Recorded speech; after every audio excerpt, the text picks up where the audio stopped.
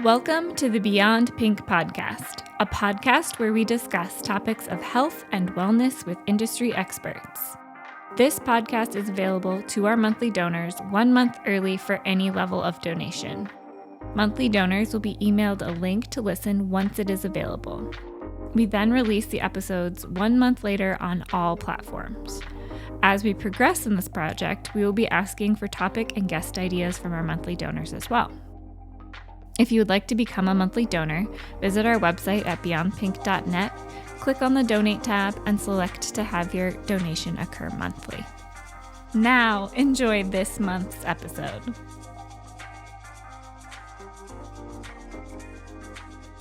Well, welcome to all of our listeners for our very first Beyond Pink podcast. My name is Jessica Southwick. I'm the executive director. We started this in an effort to reach more people and kind of discuss some of the topics that we thought would be helpful and interesting to our supporters. So we're happy to have all of you tuning in. Since this is our first episode of our podcast, it seemed only right to interview our co-founder, Charlie Brewer. She is the reason Beyond Pink exists, and we're very lucky to have her joining us and discussing the history and the beginnings of our organization. So welcome, Charlie. Thank you. I'm not only flattered, I'm excited. I mean, this is kind of new for me too. So yeah, it's kind of new for all of us. Should be fun. Should be fun. So I've got just kind of some questions for you that I would like to go through. It'll give people some background about who we are and what we do and kind of the importance of thermography. Good. So, those are all great points. Yeah. But before we get into it, I thought it would be great for you to tell people a little bit about yourself, your personal background, your history, and kind of how you That might take a little longer than what we were planning on. So 13 years ago, I co-founded Beyond Pink. My sister was on her second round of breast cancer, so that's kind of how we got started. Yeah. And I learned about this technology, realizing that it could have made a huge difference in what her journey was. And I think we're probably in the technology later, but I came through 30 years of financial services background.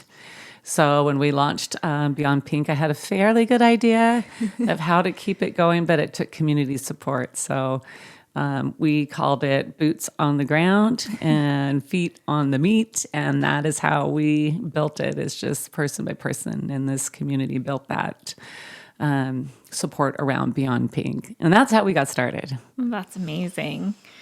What would you say was your biggest hurdle in creating a nonprofit? That I talked to a lot of people about that because they asked me to speak to how do we get a nonprofit going and doing success like you? And I said, don't do what I did.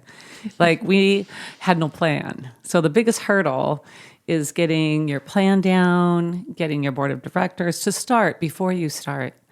And then since, that's a hurdle in and of itself, then getting the financial support of the community. And especially when you're going to have a designer bra show, which is how we started. It's a bit of a hurdle. And the technology isn't streamlined conventional medicine, so we had that hurdle as well as we started. So that's particular to Beyond Pink, but all the rest is particular to any nonprofit. Yeah. And we're still learning. And what not to do. Yeah. Do you want to speak a little bit to the technology and how that kind of inspired you and why it's important? Yeah, I am in love with this technology. The minute I heard about it, I didn't know everything about it, but I knew that it was something totally underutilized, especially in our area, but it's FDA approved since 1982, as an adjunct tool to mammography, ultrasound, and MRI, and we weren't using it. And when I learned that it could see breast disease, and this is the greatest part, many, many years before there is even a mass large enough to be measured on any of those screening tools. And with that knowledge, you can turn around that inflammation, because that's where all disease starts, is inflammation. You can change what's going on, that trajectory your body is on, and actually turn that around and possibly prevent ever getting breast cancer at all.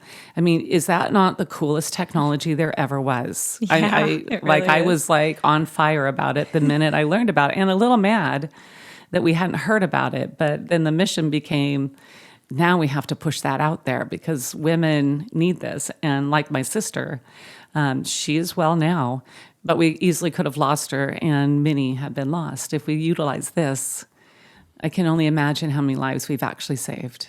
Yeah, that's amazing. It is. So how did you find it here in Spokane? It's such a great story. I'm really shy, as you can probably tell. Oh, yes. Obviously. But when my sister got sick, you're on that fast course. I think you say conveyor belt. I just say that fast track to oncologists, radiologists, doctors, surgeons. You learn all of these words, how many positive, negative, HER2, things you shouldn't even have to know. And that's where your life is. And that's what I was going through with my sister. And I was so frustrated because when you have breast cancer, her first round was at 37 years old. The second one was barely 5 years later. She didn't make the 5-year mark, but you're monitored continually every 6 months. You have, and not just mammograms, they're doing all kinds of testing and blood testing. And then suddenly one day she goes in for her well check for 5 years. Suddenly she is sick. And I just can't understand that. At that point, I said, I don't get it. You don't suddenly get arthritis. You don't suddenly get heart disease. You don't suddenly, you get high cholesterol, so let's watch it so you don't get heart disease. How come we can't see this coming? I can't. I was so frustrated. But whatever, didn't matter. She was on the track she was on now.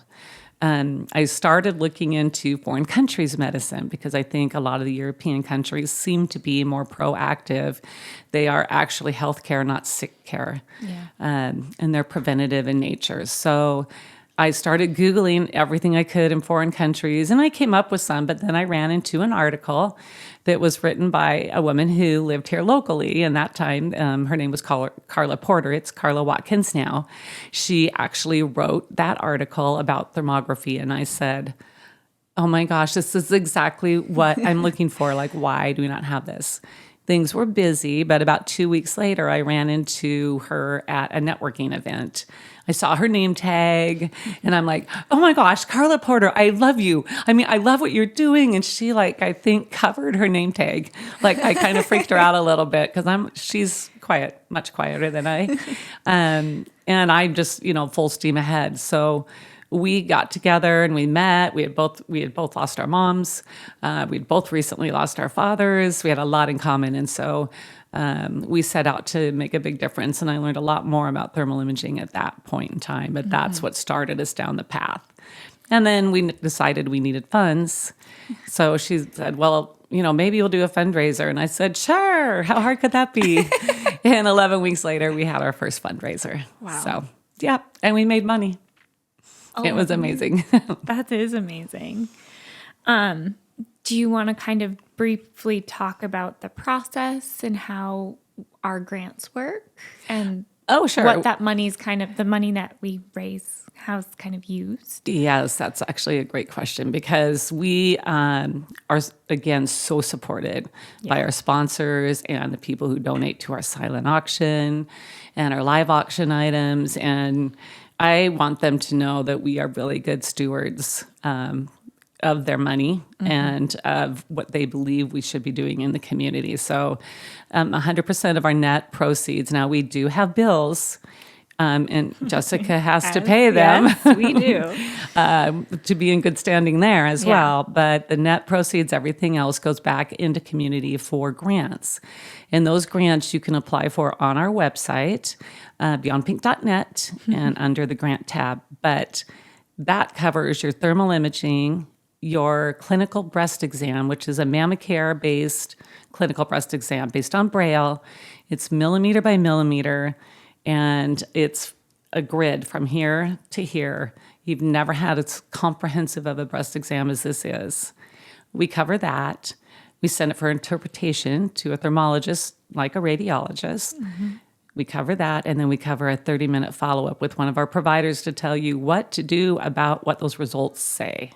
Whether you're normal, medium, or high risk, they're going to give you guiding coaching on how to change that and turn it around because that's the goal. Yeah. So that's where our grants go to. That's all our money goes to is grants. That's amazing. I mean, obviously I know, but I still think it's amazing. We all think it's amazing because everybody works so hard on both Yeah. sides. Work hard to go and get the income, and then we work really hard to push it back out in the community. That's the goal. Yeah. We want women to know that we are here. We meet them where they are. If you can afford $1 or you can afford $0, it doesn't matter. We take care of them. And I love people, but I specifically love the women in our community. And I want them to be heard. Yeah. And this reach them. Yeah. So this is a question I don't know the answer to. How did you come up with the name Beyond Pink? And where did it come That's from? a funny story, as they all kind of are. We had, when we decided we were going to have an event, we got a little event planning team. And some of them were a little maybe crazy. And some of them were very, non-creative. And so we had a mix. And we originally came up with Catch the Glow. And because we were looking at the thermal image itself. Yeah. Okay. But we didn't, then we're like, we don't want to catch the glow. We want to catch the cool. So that didn't sound right. And I think it was actually Carla came up with it, or her and Darren talking. And they were like, well, we're not pink. We're not we don't want to be associated with other things. We want to be preventative. Yeah. And she came back with Beyond Pink, and I'm like, that's perfect. And that's why we have the green ribbon. Yes. And the pink letters, because green is for the method, which is preventative and naturopathic and functional. And then the cause, of course, is pink. Which I think positions you in a really good spot. People recognize, I think so in too. October, the pink But I'm really glad we didn't go Catch the Glow.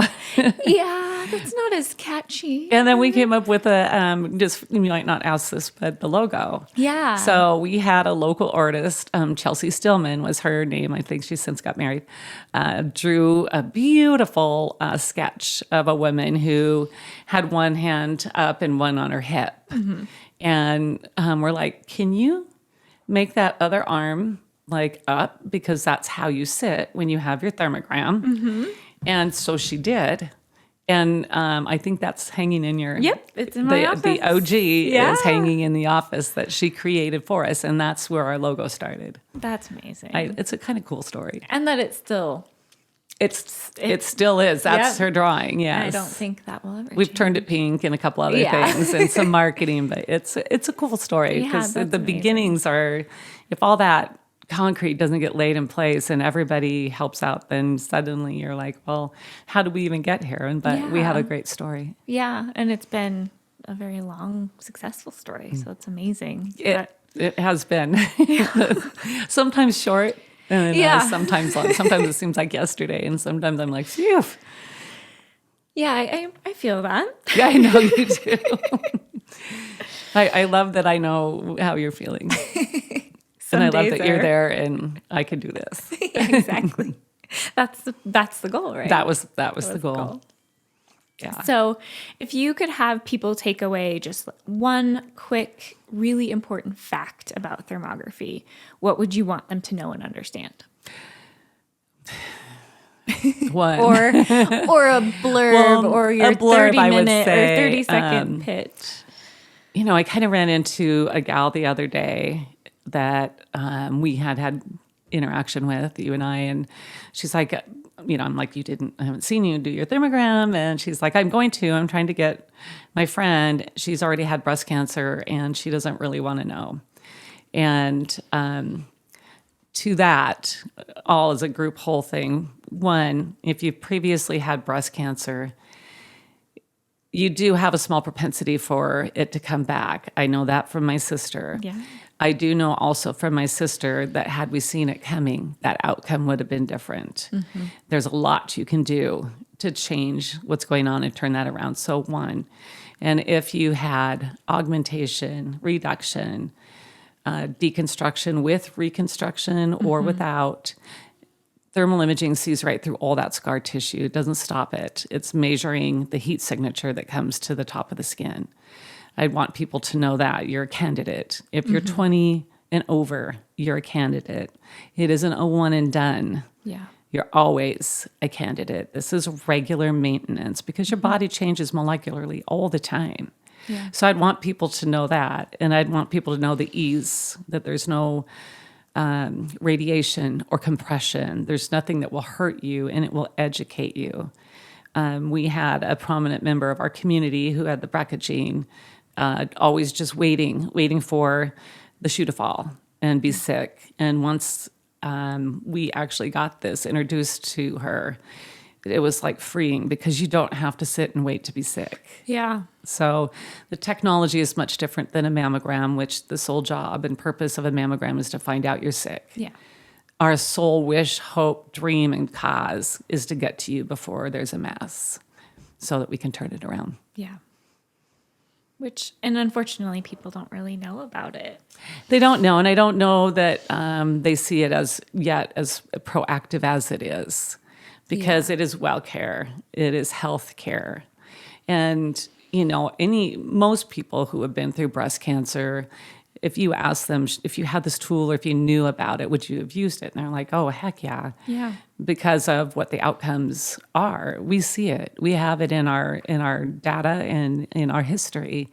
The people that we have either found that got passed over, maybe didn't get a good mammogram, or there wasn't a good look because of dense breast tissue. That's a big issue. And possibly got a negative or unremarkable mammogram, and we have found some very serious problems that went on to be diagnosed with cancer. And in young people too. Yeah. But you're seeing it before you would see it on any other screening tool. So hopefully at the inflammation stage is what we're going for. That's the goal. That's the goal. I know you get asked this question a lot because I've heard people ask you this question, but why isn't this more common, and why don't people know about this more? I'm hoping in the 13 years more people know about it than when we started. Before. And we do run into more and more people that say, oh, I heard about that and kind of think I know about it. It's not the standard of care. The standard of care in our country and some others is to treat sickness and not to be proactive and not to be preventative. It's FDA approved, but it's not covered readily by most insurance companies. A lot of that is it's not regulated. So, and you have to be careful because once something gets regulated, you might be regulated lower than what the standard of care should be. So you can go to McDonald's or you can go to Spencer's. You can get the very best. But as it sits, you can go get your camera and you can get your business license and you can do however many things that you need to become certified. And you may or may not be someone that is an accredited center. So that's part of the problem. Also that our MDs, doctors, and conventional care aren't educated on it. Yeah. They are just as busy as we are. So you can imagine learning a whole new technology and trying to fit that into whatever they're also trying to learn in conventional medicine. Yeah. But more and more, we are getting a melding of care providers that are starting to look at that as another way to see into the breast tissue. And not as a diagnostic, but as a picture of what's going on. Yeah. So the only way to diagnose cancer is pathology. So none of the technologies diagnoses cancer. Yeah. Interesting.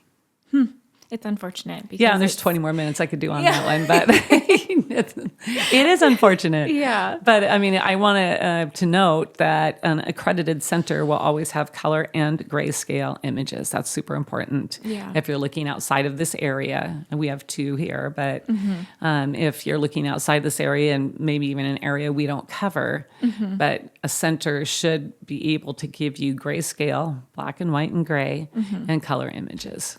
And generally, that is an accredited center.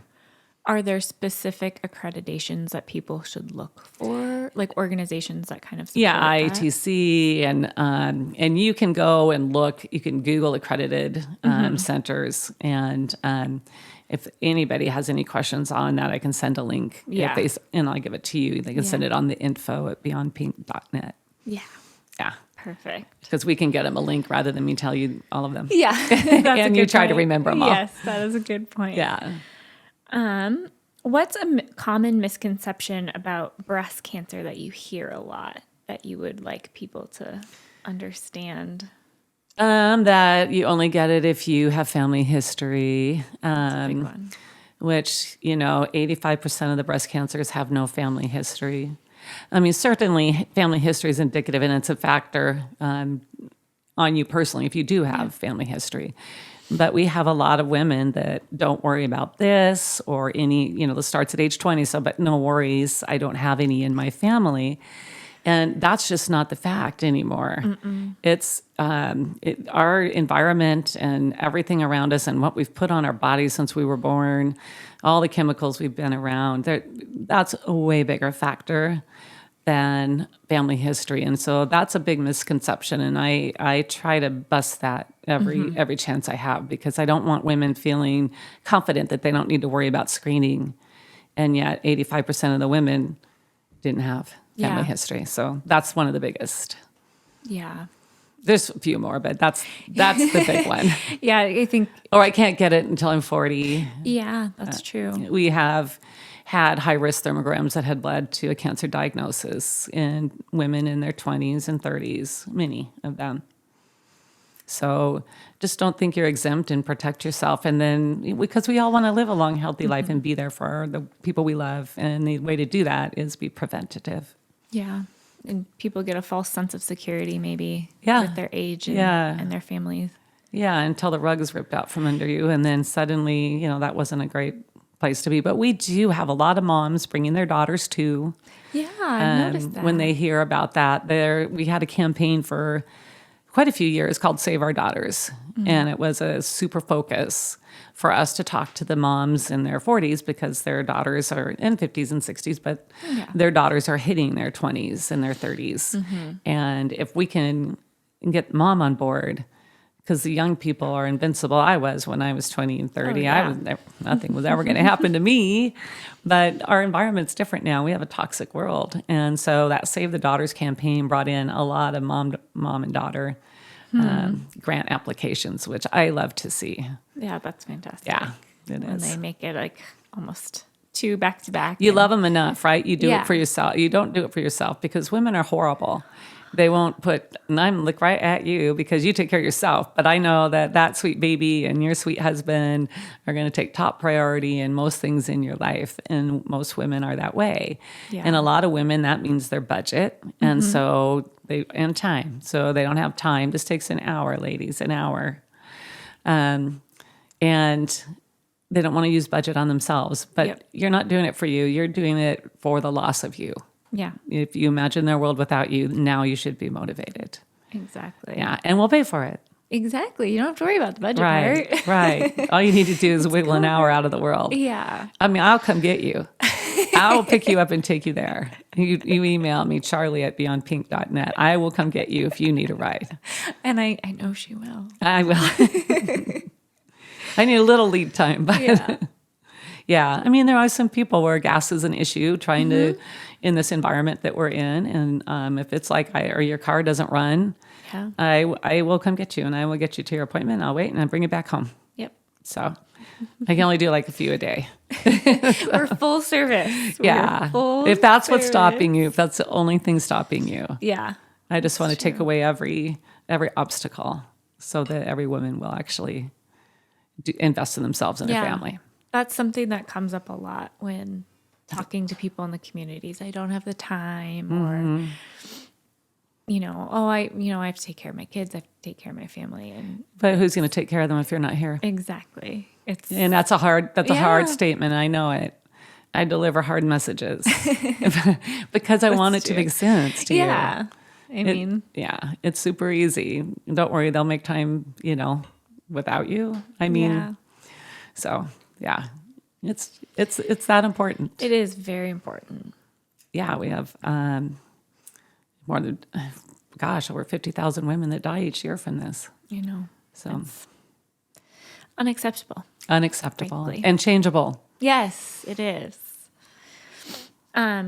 We spoke a little bit about kind of breast health a little bit ago, but what are some of your biggest breast health tips that you want people to know and that are kind of easily incorporated into everyday life? There's like 38, as you know, but that I know off the top of my head. I know several. You know them, but for our audience, the biggest thing for me is chemicals. If you think of your dryer sheets, the average fabric softener or dryer sheet has 86 chemicals in it.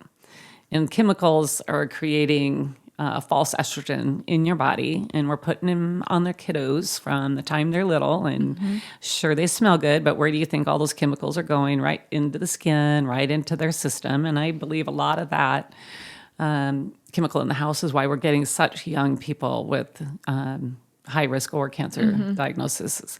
Also, like the little air freshening things in your house, get a diffuser with essential oil. For the dryer sheets, I use a wool ball and put essential oils on it. Also, the EMFs, your cell phone. Like, I think we're getting better, but I still meet women who put their cell phone in their bra or on their person all the time. And that is 50 times stronger than a microwave, 50 times stronger than standing in front of your microwave, which we all know you don't do. We used to stand and stare in the microwave until we all got, blinded. But now we don't. I always say, hit the button, walk away. Yeah. You don't need to watch your food do whatever it's going to do, and avoid the microwave if you can. Yeah. Heat it up in a saucepan is better. Yeah. But that's a really big one. And they are on, you plug in your phone next to your bed, put it around the corner in the bathroom. You're going to live. Yeah. It's going to be okay. You're not going to miss the call, but it's not right next to your head all the time. Yeah. And take it away from your kids too that are sleeping with them. So that's a big one. Take care of your teeth. That's a direct route into your breast tissue. It's big stress. It's so easy to say don't stress, but we need to find things that help us to find a happy place, whether that's meditation, good people to be around, exercise, singing, dancing, whatever helps you reduce that stress level. Find good people to be around is kind of one of the biggest things. Yeah. Reduce sugar, 100%. Sugar is the worst. Cancer loves sugar. It is Miracle-Gro. It's there's so many good. I'm not perfect, but I rarely eat sugar. I use monk fruit. I like golden monk fruit. It's one of the things I have found that replaces everything. It's equal. When you're baking, it bakes up beautifully, and it tastes like sugar to me. And there's many others, even honey, molasses, agave, any of those, but get the sugar out. Yeah. I once talked to, we had a health fair, and a cardiologist was one of our candidates in our questioning, and he said, no, I asked him, what would you say the one thing to do to avoid being on your operating table? And obviously we know not smoking, so let's just take that out. And he said, if it's white, don't eat it. It's the worst thing for your body. Pasta, rice, sugar, bread. You think about it. Yeah. Potatoes. All the Now, good stuff. again, moderation, right? Yeah. But if that's a lot of people, that's a staple diet. Yeah. So it's the same for breast health, because those are all inflammatory foods. So I think I answered your question. Yes, you did. There's more. But there's so many. Yeah. Now that you've been in this kind of world for, 13 years, what kind of gaps are you seeing in our kind of standard medical care, and what would you recommend we can do as individuals to kind of fill those gaps or change that? The huge gap is the 20 to 40-year-old women. Yeah. It's the elephant in the room, the blazing gap. It's huge. A couple of reasons why that is that women that are young have dense breast tissue, as do 48% of women of any age, over 40. But 20 to 40, they don't use a mammogram as a screening tool because it can't see through dense breast tissue. So there is no screening. That's a huge gap. And with what we talked about earlier with the young women having high risk, and even our intern that we had at one time, it's missed. It's completely missed. They are the gap, and they're falling. Yeah. They are getting sick, and we need to scoop that gap up. That is a huge gap in what we do, and why our technology is the only one they can use to screen until you get 40. Yeah. The other gap is women over 40, that 48% that have dense breast tissue. They may be going and getting their mammograms, but if you're like me or them with dense breast tissue, you'll get an unremarkable report. And then the bottom in some really long medical terms will say, but we don't know because we can't see because you have dense breast tissue. Disclaimer, disclaimer. That's a gap too, because unless those women go on to have a thermogram and have a high risk and get other screening, they're leaving with that false sense of security that that tool is enough. And that is another gap that this technology is filling, both those, each side. Yeah. So I think that's big. And I think in our healthcare providers that they are not recognizing that 20 to 40-year-old woman is getting sick and is getting cancer. And they're not recommending the proactive things. Yeah. Nor are they recommending the right diet, or they're not coaching. I mean, those are gaps in healthcare as far as I'm concerned. They're not giving them well care. They're giving them only sick care. Yeah. So not worrying about it until you're Treat a symptom. Yeah. Treat the sickness and another medication that causes 9 other issues. It has its place. Yeah. But since it's the standard of care, we are missing a lot. Yeah. That's scary. We're going to change it. Yeah. Little by little. Little by little. That actually segues into my next question. What do you see as our long-term goals and dreams for the organization and for the technology? Well, we were kind of on a fast track in COVID. I think that's just a tagline for everything. ... then COVID. This technology is so great. So I see Beyond Pink growing past the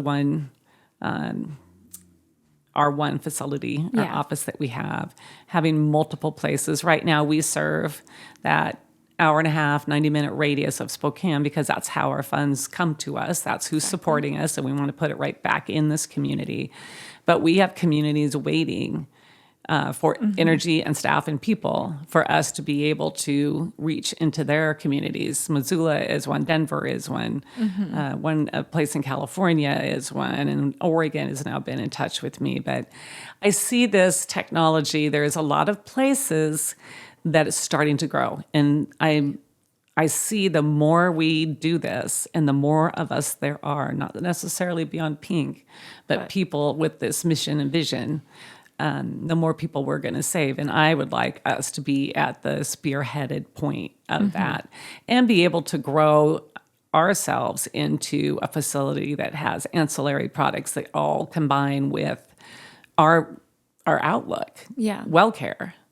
Being healthy. So that could be acupuncture, chiropractor, mental well-being, lymphatic massages, all of that being a part of what Beyond Pink offers. It's all very important, and we tell everybody to do it. Now, wouldn't it be great if it was all right there? Yeah, one-stop shop. One-stop shop. Yeah. So that's very doable. Yeah. It's very doable. It just will take some planning on the board of directors and everybody involved to come up with that business plan. But now we're poised and ready for it. Yeah. We're out of COVID, and you just had a killer event.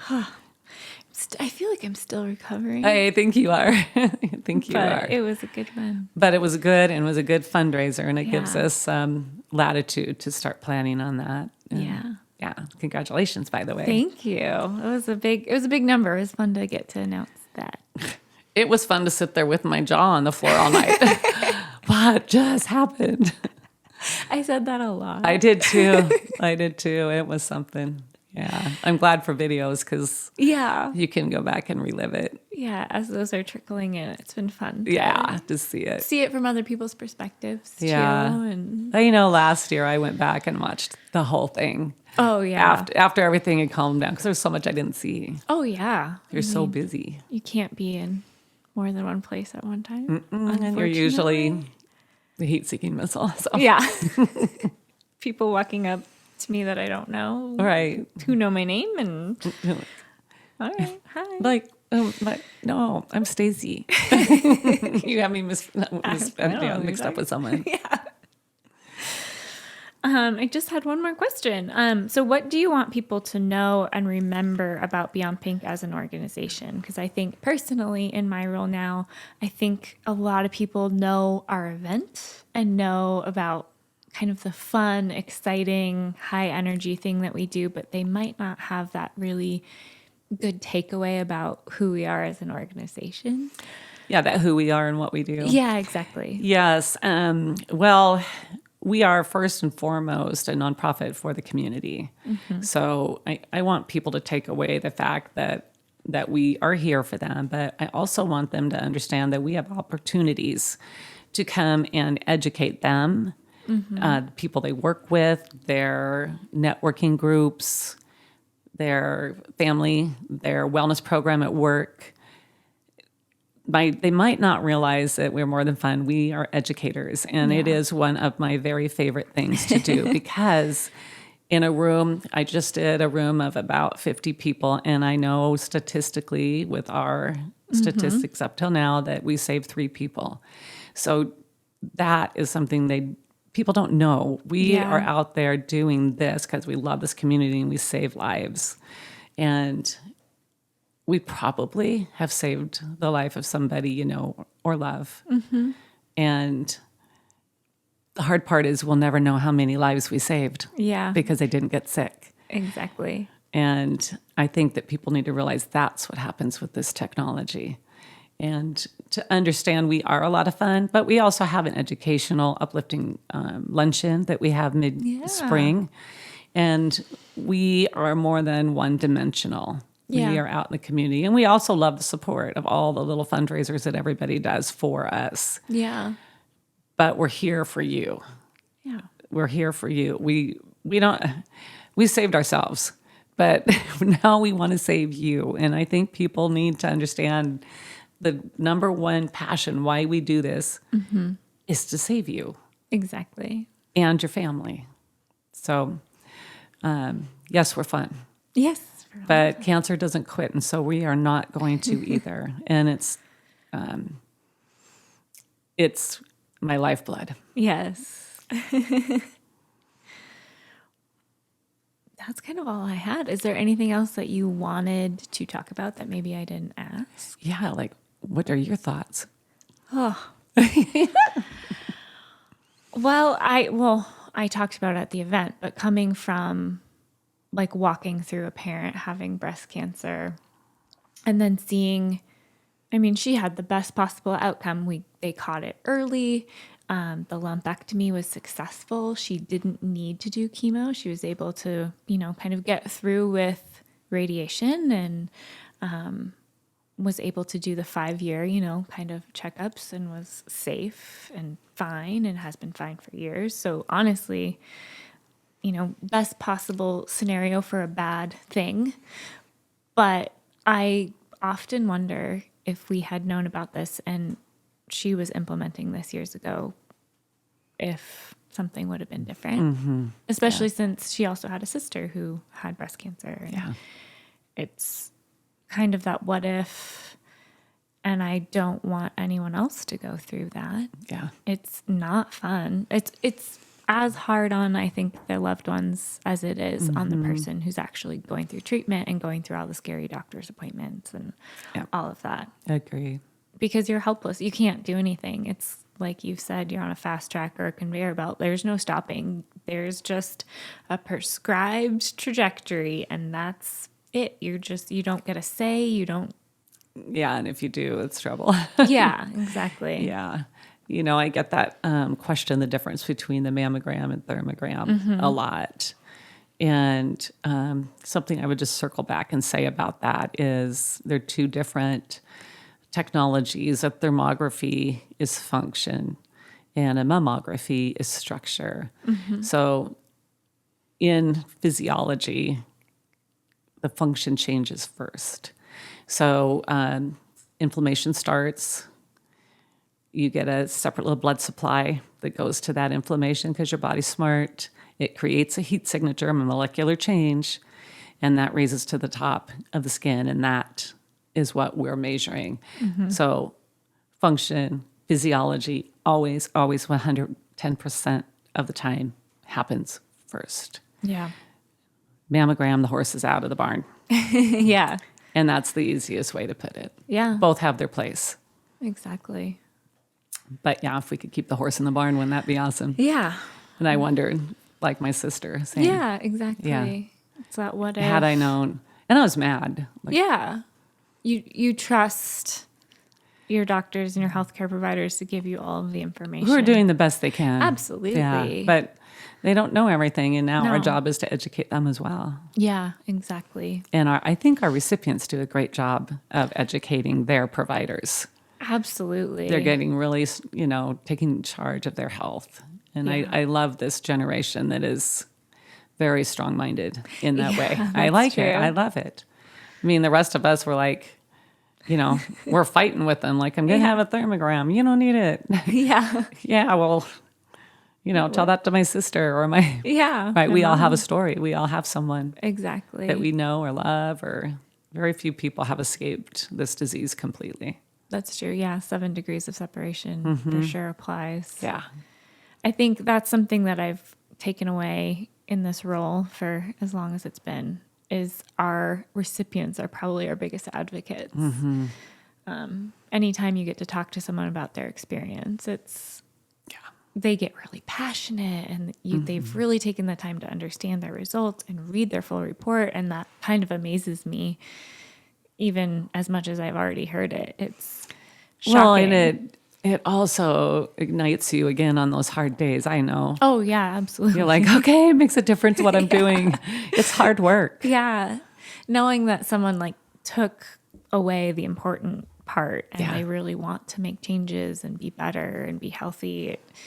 And then when we see them get better. Yeah. That's great. Those are awesome. Yeah.